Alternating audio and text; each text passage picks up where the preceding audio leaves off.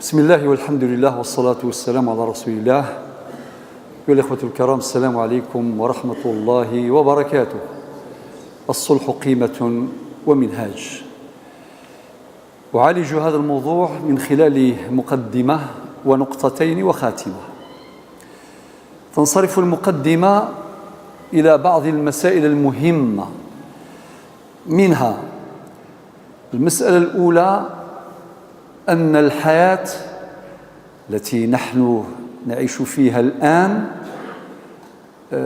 هي ليست جنة. من خصائص الحياة وقوع النزاع بين الناس، وهذا أمر عادي. يقع النزاع داخل الأسرة الواحدة، ويقع النزاع داخل الحومة الواحدة، ويقع الخلاف داخل الأمة الواحدة. هذا أمر طبيعي، بل على مستوى البشرية قاطبة لتباين مصالح الناس واختلاف أفكارهم واختلاف مصالحهم. فالأمر ليس عجيبا وليس غريبا أن يقع النزاع بين الناس. لذلك خالق الناس وخالق البشر وخالق الكون ربنا عز وجل هو الذي قال في القرآن الكريم: فلا وربك لا يؤمنون حتى يحكموك فيما شجر بينهم. إذن سبق في علم الله المطلق أن النزاع يقع بين الناس، هذا أمر عادي. المسألة الثانية التي أذكر بها نفسي وإخواني أن واقعنا اليوم هو واقع صعب، واقع يتميز بالتعقد، حياة معقدة. الذين عاشوا في فترة سابقة يعلمون علم اليقين بأن بساطة الحياة أفرزت جملة من المسائل والنزاعات بسيطة أيضا. لعلكم تقرؤون في كتب السابقين يعني مسائل في غاية البساطة، في غاية البساطة، تطرح على القاضي شريح وتطرح على القضاة الكبار في تاريخنا الإسلامي. ومن قرأ كتب الطبقات، طبقات القضاة، من روائع ما خلفه علماؤنا هذه الكتب، كتب الطبقات. أفتح قوسا لبيان هذه المسألة المهمة جدا.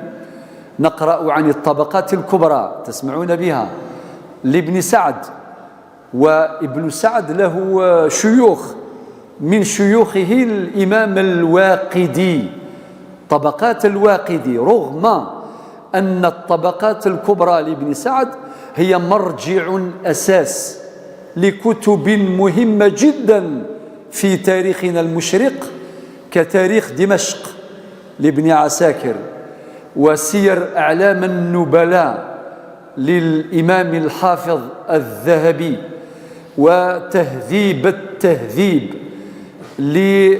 لإمام الحفاظ في زمانه ابن حجر العسقلاني، كتاب تهذيب التهذيب. إذن خير كثير نقرأه في كتب الطبقات، ونقرأ عن طبقة النحاة وطبقة الشعراء وطبقة الأدباء وطبقة القضاة.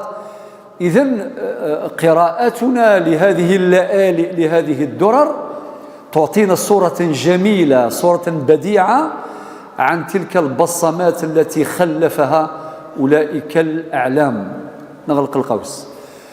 أقول أن الحياة البسيطة تفرز مسائل بسيطة، وهذا أمر طبيعي، ولكن حياتنا اليوم المعقدة جدا تفرز حتما النزاعات الكبرى، النزاعات المعقدة جدا. هذه مسألة ثانية في المقدمة. المسألة الثالثة تنصرف إلى الحديث عن طبيعة القضايا. القضايا كثيرة جدا، قضايا على مستوى العقار، أشيال والعقارات المختلفة، البنايات والعمارات وإلى آخره، خاصة في هذا الزمان. قضايا العقار تحتل في كثير من المحاكم مركز الصدارة. يعني قضايا كثيرة جدا على العقار، على التراب، على السكناء، وعلى إلى آخر ما تعلمون. قضايا أخرى قضايا المال والأعمال، الشركات الكثيرة والنزاعات الكثيرة جدا، قضايا المواريث، رغم أن المواريث ربي اللي فراها، ربي سبحانه هو اللي فراها في كتابه العزيز، وتفاصيل أخرى وردت في سنة النبي عليه الصلاة والسلام المطهرة. مع ذلك كاين نزاعات، وربي هو اللي قال نصيبا مفروضا، هو اللي قال فريضة من الله، والآية معروفة كما بدأ من الآية 7 من سورة النساء وما بعدها، الآية 7 الآية 12 الآية 13 الآية 176 وآيات أخرى. ربي قال آباؤكم وأبناؤكم لا تدرون أيهم أقرب لكم نفعا فريضة من الله إن الله كان عليما حكيما. إذن الفكرة الأساسية أن النزاعات كثيرة طبيعتها متعددة. نقطة أخرى في المقدمة واش نقول يا جماعة الخير، أن هذه النزاعات لم نجد بعد على مستوى الوطن أو على مستوى الأمة ذلك الفريق الذي يستوعب هذه القضايا المعقدة والذي يرافق المجتمع من أجل حل مشكلاته وإنهاء خصوماته بشكل فعال. لأن أجدادنا أقاموا برأوا الذمة وأقاموا الحجة على الناس من خلال مجالسهم ومن خلال هيئاتهم العرفية التي تتصدى لتلك النزاعات وتلك المشكلات. ولكن واقعنا اليوم لم يصل بعد إلى مرتبة الإقناع ومرتبة الإشباع ومرتبة الاحتواء، مستوى احتواء هذه الهموم وهذه النزاعات. وهذا لا يعني أننا ننكر تلك الجهود الفاضلة النافعة المفيدة التي يقوم بها رجال الصلح ونساء الصلح. وربنا يقول في سورة البقرة في الآية 237 ولا تنسوا الفضل بينكم. الآن نشرع في النقطة الأولى. أولا أصول الصلح. هذا الصلح كقيمة ومنهاج له أصول: ألف في الشريعة الإسلامية، ب في المجتمع الجزائري في موروثنا الثقافي المجتمعي الجزائري وعلى مستوى الأمة، جيم في المنظومة القانونية الجزائرية وكذلك المنظومة العالمية. أبدأ بألف في الشريعة الإسلامية. لا شك أن الحديث ينصرف مباشرة إلى كتاب الله العزيز القرآن الكريم، وهو منهاج حياة. قال ربنا في سورة الإسراء في الآية 9: إن هذا القرآن يهدي للتي هي أقوم. سورة الإسراء الآية 9. في سورة الجن الآية الأولى والثانية: قل أوحي إلي أنه استمع نفر من الجن كملوا فقالوا إنا سمعنا قرآنا عجبا يهدي إلى الرشد فآمنا به ولن نشرك بربنا أحدا. إلى الرشد، إلى كمال العقل، إلى الحكمة. هذا القرآن يدعونا جميعا إلى الرشد، يدعونا إلى الحكمة، يدعونا إلى النظر والتدبر والتأمل واتخاذ المناهج التي تحقق المقاصد وتحقق الغايات. ربنا قال في سورة النحل في الآية 125: ادع إلى سبيل ربك بالحكمة. سبيل الله لابد أن يكون بمنهاج. إذا كان الله عز وجل قال في حق النبيين والمرسلين الذين أيدهم بالمعجزات الباهرات وبالأدلة الساطعات، مع ذلك قال لكل جعلنا منكم شرعة ومنهاجا. فكيف يكون حالنا؟ فإذا كان ذلك حال النبيين والمرسلين لابد أن يكون هناك منهاج، لأن المنهاج هو الذي ييسر تحقيق الغايات وتحقيق المقاصد. أعود إلى سورة النحل الآية 125، يقول ربنا عز وجل: ادع إلى سبيل ربك بالحكمة والموعظة الحسنة وجادلهم بالتي هي أحسن. إذا نجد أصول الصلح كقيمة في الوحيين، في الكتاب والسنة. أبدأ بالكتاب الكريم. الآيات كثيرة، ما لا يدرك كله، لا يترك جله. نقرأ في قوله في سورة الأنفال في الآية الأولى، الآية رقم 1، رب يقول: فاتقوا الله وأصلحوا ذات بينكم. علاش بدأ ربي بالتقوى؟ خاطر هي الصح، صمام الأمان. احنا نقول في الدرجة: خاف ربي وخاف اللي ما يخافش ربي. اللي خاف ربي ممكن يغلط، ممكن ولكن كي تقول له اتق الله يقول لك استغفر الله. إذا كان ما يخافش ربي يدير رايه، بل قد يتمتع بسماع أنين المظلومين ويستلذ رؤية دموع الباكين، يتمتع كي يشوف ناس تبكي. وللأسف نسأل الله الهداية للجميع، ولكن لابد أن نسجل هذه المسألة ونركز عليها جدا، لأن التقوى صمام أمان. اللي خاف ربي يسعد. لذلك ربي بدأ بها، قال: فاتقوا الله، خافوا ربي. بعدين قال: وأصلحوا ذات بينكم. إذا كان خوف ربي، حتى كي يكون نزاع الخصوم خافوا ربي يرجعوا للصواب والسلام عليكم عادي. إذا كان ما كانش خوف ربي، أكيد أن الأمر لن يتحقق على وجه الإطلاق. إذن الآيات مبثوثة في الوحيين. بدأنا بسورة الأنفال الآية الأولى: فاتقوا الله وأصلحوا ذات بينكم. وكاين آية أخرى أيضا كما في سورة الحجرات الآية 10، كما في سورة النساء في عديد الآيات. ربنا قال في الآية 114: لا خير في كثير من نجواهم إلا من أمر بصدقة أو معروف أو إصلاح بين الناس. إذن ربنا عز وجل وضح هذه المسألة أيضا ببيان سامق راقي دقيق عميق: لا خير في كثير من نجواهم إلا من أمر بصدقة أو معروف أو إصلاح بين الناس. هذه الآية 114 من سورة النساء. وفي السورة نفسها نجد الآية 128 ربنا يقول: والصلح خير. نجد الآية 65 في السورة نفسها في سورة واحدة، الآية 65 رب يقول: فلا وربك لا يؤمنون حتى يحكموك فيما شجر بينهم.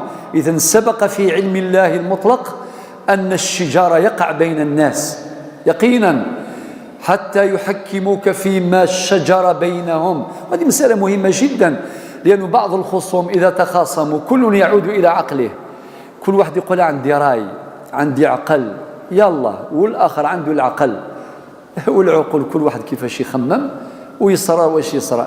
ولكن حينما نعود إلى هذا المرجع الأساس، إلى شريعة الله الضابطة لحركة الإنسان، ربنا يقول في سورة الجاثية الآية 18 يقول: ثم جعلناك على شريعة من الأمر فاتبعها.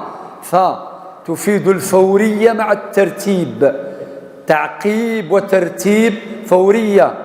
فاتبعها ولا تتبع أهواء الذين لا يعلمون.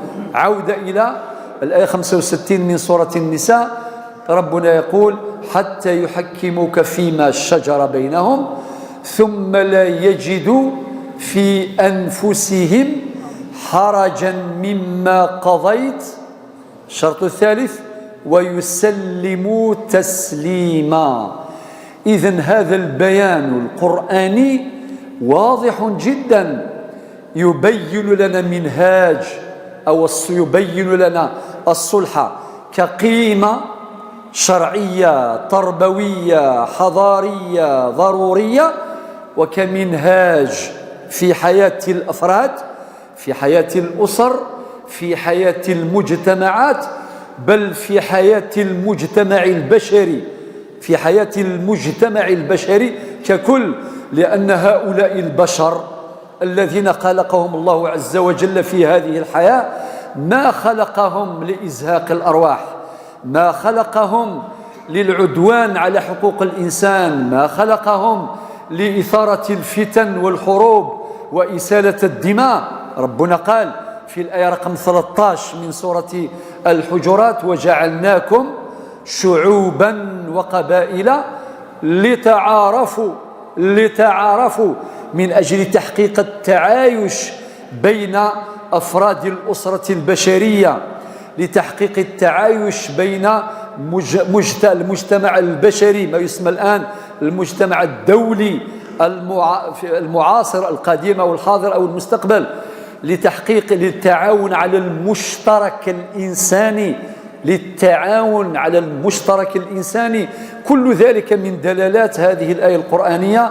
ربنا يقول: لتعارفوا، ثم وضع لنا معيارا عادلا، قال: إن أكرمكم عند الله أتقاكم. إذن الآيات كثيرة في هذا الباب لا يتسع المقام للتفصيل فيها. وإذا عدنا إلى السنة النبوية الشريفة أيضا نجد الكثير من أحاديث المصطفى صلى الله عليه وسلم. هناك أحاديث تمثل تدابير وقائية، هناك أحاديث نبوية تمثل إجراءات علاجية، والوقاية خير من العلاج. النبي صلى الله عليه وسلم حينما يوصينا في كثير من تعاليمه وأحكامه في سنته المطهرة وفي سيرته العاطرة يوصينا بأنه لا ضرر ولا ضرار. هذا الحديث خرجه الإمام مالك في موطئه، رقم الحديث 31: لا ضرر ولا ضرار، على سبيل المبادئة أو على سبيل المقابلة، لا ضرر ولا ضرار. ويدعون إلى التعايش، ويدعون إلى تحقيق معاني الأخوة ومعاني التسامح ومعاني التصالح ومعاني الحب ومعاني التعاون. حينما نجمع هذه النصوص الحديثية تشكل لنا منظومة كاملة متكاملة تمثل وقاية للأمة، لأبناء الأمة، بل للبشرية. ووصايا النبي عليه الصلاة والسلام في مجال التربية والأخلاق، وهو الذي يعلمنا ويزكينا، كما في سورة الجمعة في الآية الثانية: هو الذي بعث في الأميين رسولا منهم، كملوا، يتلو عليهم آياته، كملوا، ويزكيهم، كملوا، ويعلمهم الكتاب والحكمة. سبحان الله، ربنا عز وجل أبرز وظيفة الرسول صلى الله عليه وسلم في التزكية قبل التعليم، يزكيهم ويعلمهم. يزكيهم، والتزكية التربية: ونفس وما سواها فألهمها فجورها وتقواها، قد أفلح من زكاها وقد خاب من دساها. والتزكية تنصرف إلى النفوس، فإذا كان التعليم ينصرف إلى الرؤوس، فإن التربية والتزكية تنصرف إلى النفوس. هو الذي بعث في الأميين رسولا منهم يتلو عليهم آياته ويزكيهم ويعلمهم الكتاب والحكمة. وهو الذي مدحه رب العزة جل جلاله: وإنك لعلى خلق عظيم. وهو الذي قال: إنما بعثت لأتمم مكارم الأخلاق، وفي رواية صالح الأخلاق. أخلاق كثيرة أوصانا بها النبي صلى الله عليه وسلم. من أراد التفاصيل فليرجع إلى كتاب الأدب المفرد للإمام البخاري رحمه الله، خاصة أرقام الأحاديث الآتية. الحديث رقم 270 يقول فيه النبي عليه الصلاة والسلام: ما من شيء في الميزان أثقل من حسن الخلق. كيما رانا كاع رانا نحوسوا على الحسنات اللي ثقل موازيننا، حبينا الميزان تاع الحسنات يكون ثقيل. يلا اللي بغى يثقل ميزانه بالحسنات يكون عنده الأخلاق، وباطل له مجانا، باطل. الكلمة الطيبة هذه بسيطة: وقولوا للناس حسنا. في سورة إبراهيم: من الآية 24 حتى الآية 27. ألم تر كيف ضرب الله مثلا كلمة طيبة كشجرة طيبة أصلها وفرعها تؤتي كل حين ويضرب الله الأمثال للناس. وروح بعد كي قال ومثل كلمة ماشي مليحة كشجرة خبيثة اجتثت من فوق الأرض ما لها من قرار، إلى أن يقول في الآيتين 26 27 يثبت الله الذين آمنوا بالقول الثابت في الحياة الدنيا وفي الآخرة ويضل الله الظالمين ويفعل الله ما يشاء. أمر عجيب. نبينا صلى الله عليه وسلم يقول من كان يؤمن بالله واليوم الآخر فليقل خيرا أو ليصمت، فليقل خيرا أو ليصمت. إذن حينما نستحضر هذه النصوص وحيا طاهرا من رب العزة جل جلاله إما في قرآنه أو في سنة النبي عليه الصلاة والسلام المطهرة، لا بد أن تعالج نفوسنا وقلوبنا من تلك الشوائب التي تدمر حياتنا، التي تسبب لنا الأزمات والمشكلات والهموم التي تكدر صفو الحياة. لذلك نبينا عليه الصلاة والسلام قال في الحديث الذي خرجه الإمام البخاري في الأدب المفرد رقم الحديث 270 ما من شيء في الميزان أثقل من حسن الخلق. الحديث اللي بعده 271 يقول فيه النبي صلى الله عليه وسلم خياركم أحاسنكم أخلاقا. شوف المعيار. الآية 13 من سورة الحجرات إن أكرمكم عند الله أتقاكم.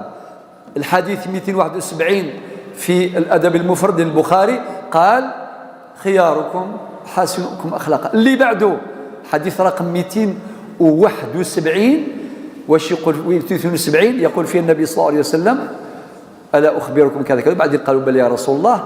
قال إن من أحبكم إلي وأقربكم مني مجلسا يوم القيامة أحاسنكم أخلاقا. وفي الحديث رقم 273 رواية البخاري في الأدب المفرد قال إنما بعثت لأتمم صالح الأخلاق.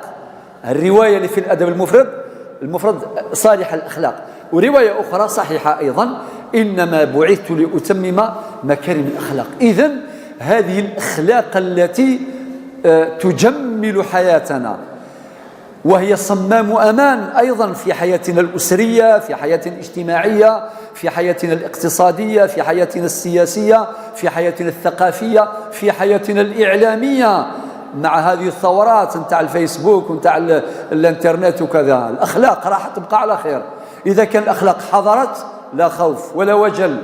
كم سبب هذا الهاتف، طبعا ليس هو ولكن الاستعمال السيء للتكنولوجيا كم سبب من هموم ومن نزاعات ومن فتن ومن مشكلات بسبب الاستخدام السيء لهذه الثورة التكنولوجية العالية جدا. إذن الأخلاق صمام أمان إنما بعثت لأتمم مكارم الأخلاق أو صالح الأخلاق.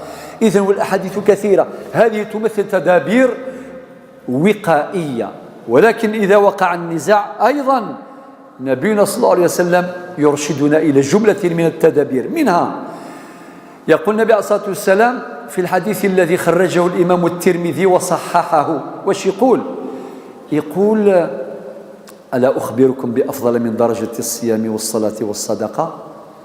قالوا بلى يا رسول الله. قال لهم إصلاح ذات البين. شوف هذا التوجيه، هذا الإرشاد، هذه التربية عالية جدا. ألا أخبركم، طريقة طرح السؤال واستمالة القلوب واستثارة العقول. قالوا بلى يا رسول الله. قال إصلاح ذات البين. من أراد أن ينال الأجر الكبير، طبعا المراد هناك النوافل لا الفرائض. لا أخبركم بأفضل من درجة الصيام والصلاة والصدقة؟ قالوا بلى يا رسول الله. قال إصلاح ذات البين. هذا الحديث خرجه الإمام الترمذي. حديث آخر خرجه الإمام الترمذي يقول الصلح جائز بين المسلمين. الصلح جائز بين المسلمين إلا صلحا حرم حلالا أو أحل حراما. هذا الحديث خرجه الإمام الترمذي، ورقم الحديث لمن أراد أن يعود إليه، رقم الحديث 1352 تجدون هذا الحديث. حديث آخر قاله النبي عليه الصلاة والسلام حينما أخبر بنزاع قد وقع في قباء، قالوا يا رسول الله صارت مشكلة في قباء، واش قال لهم؟ ما قالهمش روحوا شوفوا ولا خليوها الغدوة ولا خليوها هكذا 18 أيام وبعدين نروحوا نزوروهم. وانتم عارفين النزاع كيما النار كي تشعل، إذا كان شعلت جديدة سهلة باش تطفيها، ولكن إذا كان يعني كبرت أو مشكلة كبيرة، أليس كذلك؟ كذلك الفتن والنزاعات كيف النبي عليه الصلاة والسلام حينما أخبر بأن نزاعا قد وقع في قباء بين الناس اللي في قباء، ماذا قال بدون تردد وبشكل سريع وفعال؟ قال عليه الصلاة والسلام اذهبوا بنا نصلح بينهم. خرجه الإمام البخاري في كتاب الصلح، رقم الحديث 2693. لو كان نحلل هذا الحديث قال اذهبوا بنا، معناه هو إمام المرسلين وهو إمام المصلحين، سبق هو، هذه إشارة رقم 1. الإشارة رقم 2 قال بنا، معنى جماعة ماشي وحده، يقدر يروح راسه وحده يفريها، قال اذهبوا بنا. منها يعطينا إشارة أنه مجالس الصلح لازم تكون في جماعة كما حنقول في الجزائر جماعة، وسأصل إلى هذا الأمر بعد حين.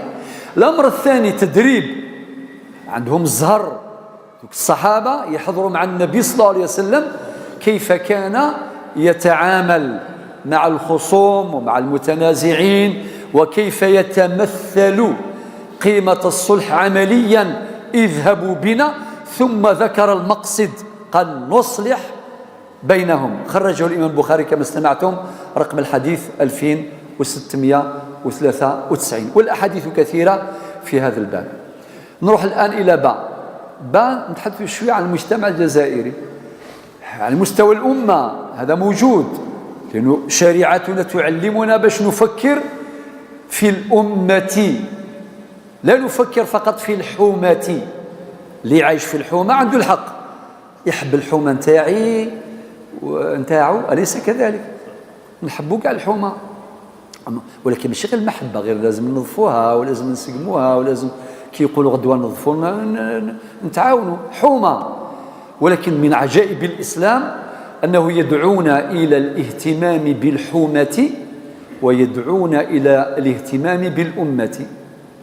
ربنا قال في سورة الأنبياء الآية 92 إن هذه أمتكم أمة واحدة وأنا ربكم فاعبدون. وقال في سورة المؤمنون الآية 52 وأن قراءة أخرى وإن هذه أمتكم أمة واحدة وأنا ربكم الشيوخ مش معنيين فاتقون. الأولى فاعبدون، الثانية فاتقون. هذه سورة المؤمنون الأخرى، هذه الثانية في سورة المؤمنون الآية 52. وربي قال في سورة البقرة وكذلك جعلناكم أمة وسطا لتكونوا شهداء على الناس ويكون الرسول عليكم شهيدا. سورة البقرة الآية 143. والآيات كثيرة. قرأ سورة العمران آية 139 آية 140. يعني كل هذه الآيات تجذر فينا مفهوم الأمة لتوثيق الانتماء إلى الحومة، وتوثيق الانتماء إلى الوطن، وتوثيق الانتماء إلى الأمة، بل لتوثيق الانتماء إلى البشرية.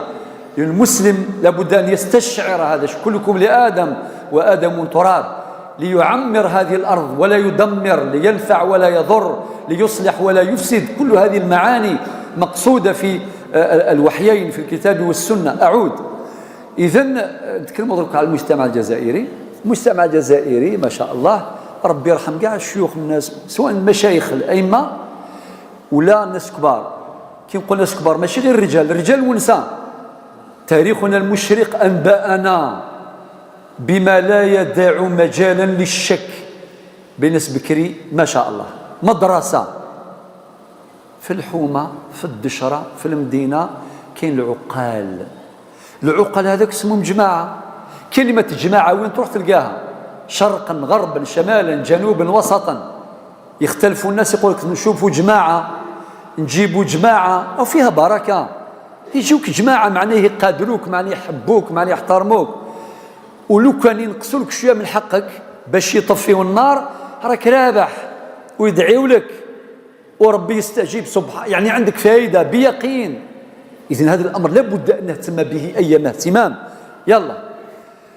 وكذلك كاين هيئات تجمع، سمعت بها كامل، تجمعيث عند إخواننا في ميزاب في الإباضية اسمها إعزافن، قبايلي مزابي تنسم إعزافن. وكاين هيئات أخرى أيضا لها أدوار مهمة، هيئة إروان، هيئة إم السرضان، هيئة إعزافن. بالنسبة للنساء هيئة ثيم سيريذين، كل هذه باللغة المزابية. حبيت نقول أنه هذا موجود، تجمعيث. وكنقراو تشكيلة تجمع عجيب كيف وفقوا. الخادم الأول اسمه الأمين انت الدارت الأمين، أمانة يعني يحافظ على الأمانة. وكاين الطمان، كل ضامن يضمن القبيلة نتاعو العشيرة نتاعو، الطمان. إلى الوكيل، الإمام يحضر. الإمام في المسائل الشرعية هو الذي يفتي فيها والذي يرشد ويوجه ويبين إلى آخره. يعني عندنا موروث مجتمعي كبير. وكنرجعوا الموروث الثقافي أيضا، حدث ولا حرج. ثقافتنا عامرة بالمعاني والأمثال والقصص التي تزرع فينا وتحبب إلينا معاني الصلح والتسامح بين الناس. جيم في المنظومة القانونية. المنظومة القانونية أيضا لا يتسع المقام للتفصيل. دعوني أبدأ من مجلة عجيبة مهمة جدا اسمها مجلة الأحكام العدلية، المادة 1556. هذه مادة عجيبة جدا وتعتبر نبراسا لكثير من القوانين التي تبنت قيمة الصلح في منظومتها القانونية. أعود، هذه المادة في مجلة الأحكام العدلية، رقم المادة 1556. والقوانين التي نصت على الصلح أيضا كثيرة في جانب من الجوانب. أذكر على سبيل المثال لا على سبيل الحصر. في مصر وحدها قانون 1920، قانون 1929، قانون 1943، قانون 1946. نروح إلى الأردن في عام 1951 صدر قانون. في سوريا في 1953. في تونس صدرت مجلة الأحوال الشخصية التونسية، طبعا صار لها تعديل في 1956. في المغرب صدرت ما يسمى بمدونة الأحوال الشخصية في 1957. هذه أيضا خضعت لتعديلات. وكذلك في الأردن في العراق في 1972. يعني في ليبيا في 1979. يعني في الجزائر باش نربح شوية الوقت، في الجزائر صدرت أيضا جملة من القوانين، منها القانون رقم 84/11 المعدل والمتمم بالأمر 0502، خاصة في المادة 49، في المادة 50 ومواد أخرى. كذلك قانون 90/02 المتعلق بالنزاعات الجماعية، خاصة في المواد 6 7 8 9 عن المصالحة، 10 11 12 عن الوساطة لا ميدياسيون، هذه في قانون 90/02. وقانون التجاري خاصة المادة 317. قانون 08/09 المتعلق بالإجراءات المدنية والإدارية، والمواد كثيرة. والمشرع هنا بكل وضوح تبنى 3 صيغ مهمة جدا: صيغة الصلح، وصيغة الوساطة القضائية لا ميدياسيون جوديسيير، وصيغة الاربيتراج اللي هي التحكيم.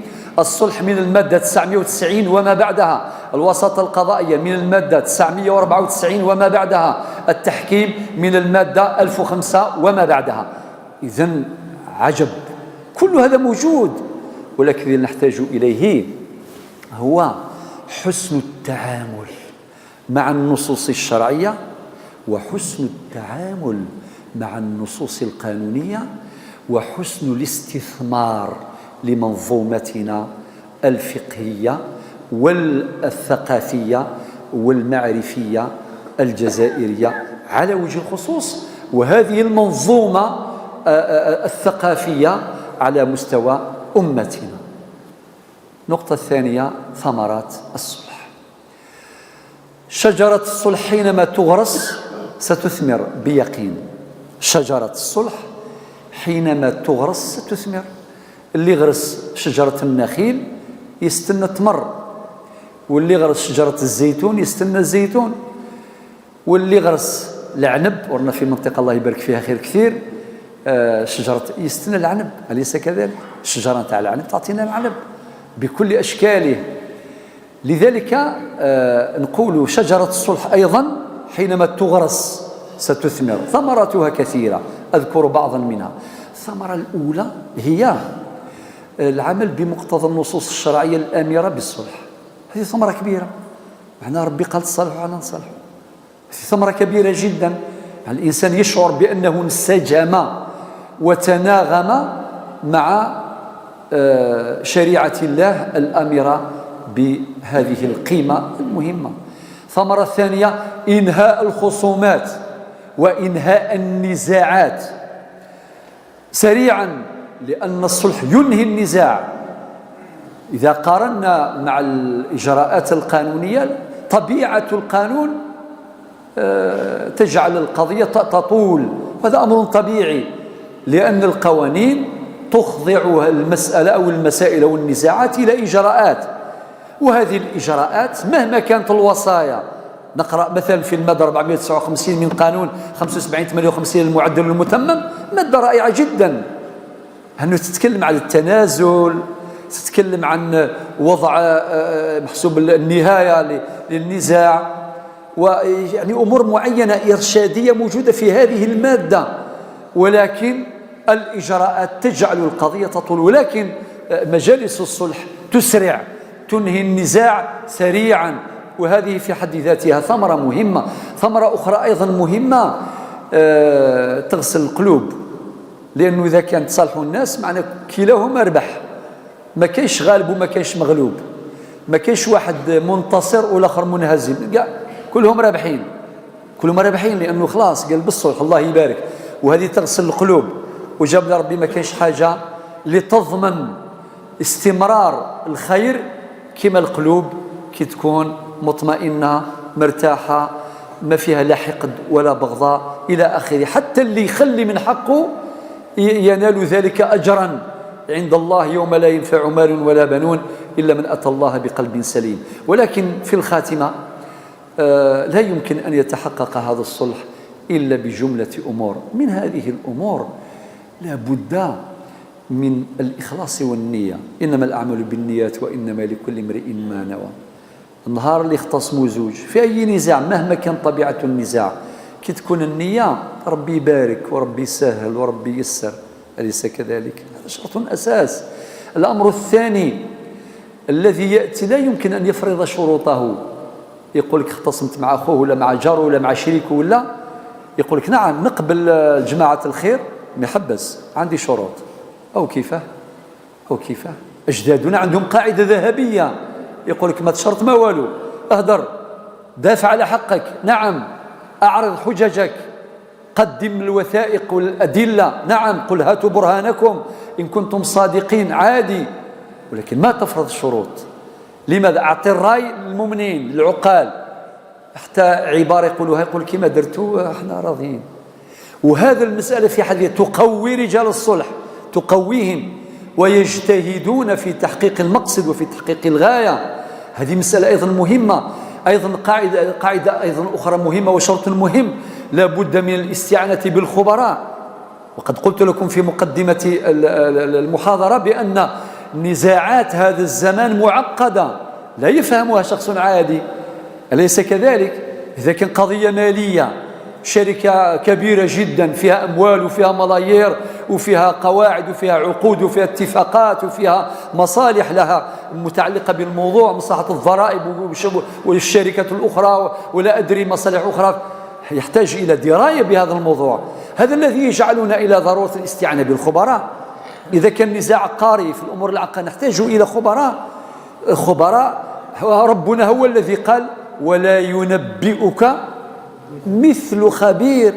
ربنا هو اللي قال فاسألوا أهل الذكر إن كنتم لا تعلمون، أهل التخصص وأهل الشأن.